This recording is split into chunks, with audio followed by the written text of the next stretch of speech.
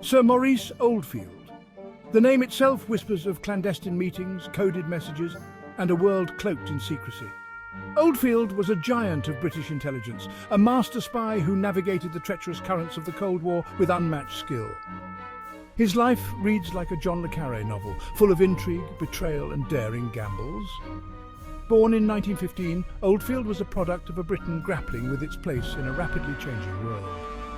He came of age during the tumultuous 1930s, witnessing the rise of fascism and the outbreak of a global conflict that would forever alter the international landscape.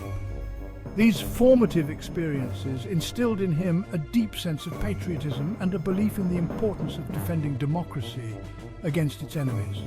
It was this conviction that led him to the shadowy world of espionage. Oldfield's career in intelligence began in the midst of World War II.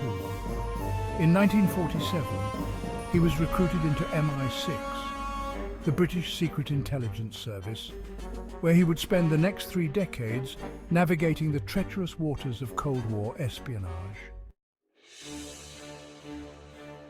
Oldfield's career offers a fascinating glimpse into the intricate workings of Cold War espionage.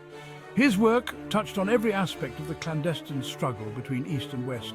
He ran agents, orchestrated daring defections, and played a key role in some of the most sensitive operations of the era. One of the key themes that emerges from Oldfield's life is the importance of human intelligence, or HUMINT, in the shadowy world of espionage. While technology played an increasingly important role in intelligence gathering, Oldfield understood that the most valuable insights often came from human sources. He was a master of cultivating these assets, building relationships based on trust, shared ideology, or in some cases a carefully cultivated sense of fear or obligation. Perhaps the most thrilling episode in Oldfield's illustrious career was his role in Operation Midas, a daring intelligence coup that exposed a major Soviet espionage ring operating within the heart of the West. The operation centered around a Soviet intelligence officer, Colonel Oleg Penkovsky, who had become disillusioned with the Soviet regime and offered his services to the West. Penkovsky provided a treasure trove of intelligence on Soviet military capabilities, including crucial information about their nuclear arsenal and their plans in the event of a conflict with NATO. Oldfield played a pivotal role in managing Penkovsky, ensuring his safety and facilitating the flow of intelligence back to London and Washington. The risks were immense. Discovery would have been catastrophic for Penkovsky and a major embarrassment for Western intelligence. Penkovsky's information allowed US President John F. Kennedy to accurately assess the Soviet threat and respond with the appropriate level of force, ultimately diffusing a crisis that had brought the world to the brink of nuclear war. Oldfield's success in operations like Midas hinged on his mastery of the tools and techniques of espionage. He was a skilled practitioner of tradecraft, the often invisible maneuvers that underpinned the world of intelligence gathering. He understood the importance of secure communications, using coded messages, dead letter drops, and other methods to communicate with his agents without arousing suspicion. He knew how to cultivate sources, building trust and extracting information from individuals who often had no love for the West. And he was adept at running covert operations, moving people and resources across borders without leaving a trace. For Oldfield, tradecraft was not just a set of skills. It was an art form requiring intuition, creativity, and a deep understanding of human psychology. Another important concept is compartmentalization. This refers to the practice of limiting access to information on a need-to-know basis. Oldfield was a stickler for compartmentalization, understanding that the less people knew about an operation, the less likely it was to be compromised. Oldfield's career was not without its setbacks and challenges. He operated in a world of shadows where betrayal lurked around every corner, and even the most carefully laid plans could unravel in an instant.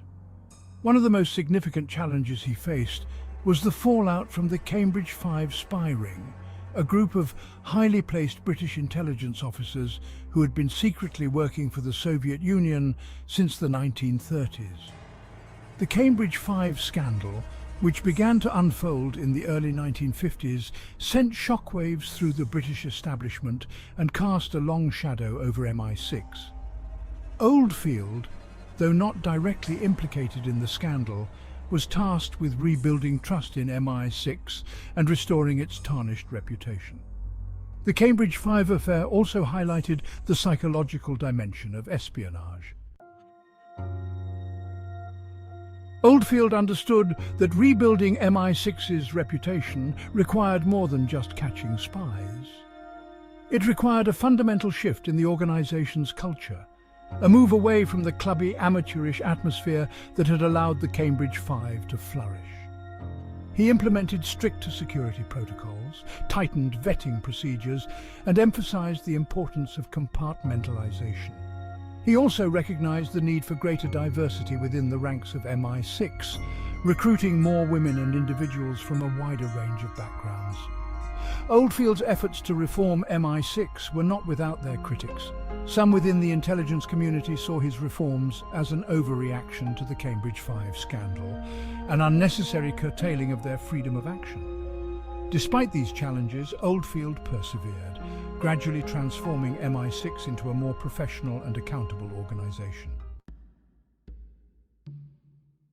Oldfield's career took him to some of the most volatile regions of the world, from the battlefields of Vietnam to the deserts of the Middle East. He played a key role in supporting British and American efforts to counter Soviet influence in the developing world, often operating in the shadows, providing intelligence and cultivating relationships with key players in regional conflicts. One example of Oldfield's work in the field was his involvement in the Dhofar Rebellion in Oman. This conflict, which raged throughout the 1960s and early 1970s, pitted the Sultanate of Oman against a communist-backed insurgency.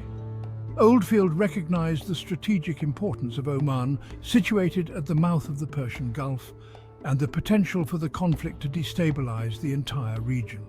He worked closely with British and Omani forces, providing intelligence and advice that proved instrumental in defeating the insurgency and securing the Sultanate's future. The life of a spy is often romanticized, but the reality is far more complex. Oldfield's career was marked by long hours, constant pressure, and the ever-present burden of secrecy. He lived a compartmentalized life, keeping his work separate from his personal relationships. He carried secrets that could have toppled governments or ignited wars, secrets that he could share with only a handful of trusted colleagues.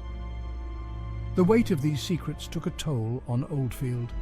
He suffered from periods of depression and anxiety, the inevitable consequence of a life lived in the shadows.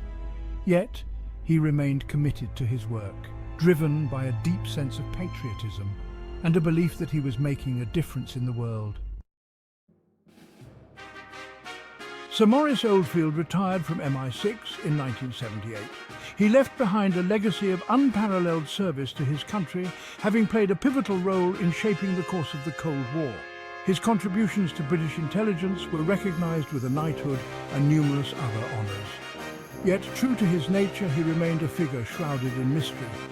His greatest triumphs and most agonizing defeats known only to a select few. Oldfield's impact on the world of espionage extended far beyond his own career. He mentored a generation of intelligence officers, instilling in them his values of integrity, professionalism, and discretion. He left behind a more modern and effective MI6, better equipped to face the challenges of a changing world. Sir Maurice Oldfield's life was a testament to the power of secrets, the allure of the unknown, and the enduring human fascination with espionage. He operated in a world where truth was often stranger than fiction, where the stakes were incredibly high, and where the consequences of failure could be catastrophic. His story offers a glimpse into a shadowy realm, a world of intrigue, betrayal, and daring gambles, where the line between hero and villain was often blurred. Oldfield's legacy is a complex one, marked by both triumph and tragedy. He was a master spy who helped to shape the course of history. but he was also a product of his time, operating within a system that often demanded moral compromises and difficult choices. His story reminds us that the world of espionage is not a game. It is a dangerous and unforgiving arena where the stakes are real and the consequences are often life or death.